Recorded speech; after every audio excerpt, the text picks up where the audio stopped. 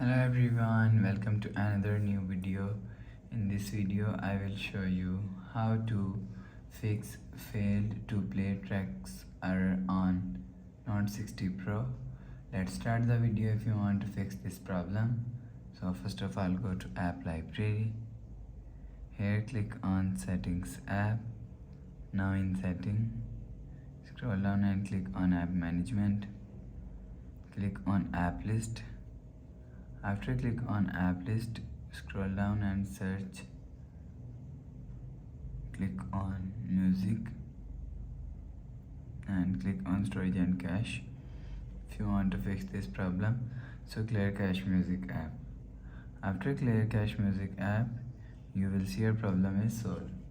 But if it not solved, if you want to fix this problem, so restart phone, just click and hold side power button and click on this restart icon. Again tap on this restart icon, you will see phone is restart. After restarting, enter phone pin, you will see your problem is solved. But if it not solved, if you want to fix this problem, go to app library. Here click on settings app. Now in setting, scroll down to and click on system, reset phone and reset all settings. Click on reset, enter phone pin, click on this icon, you will see your problem is solved.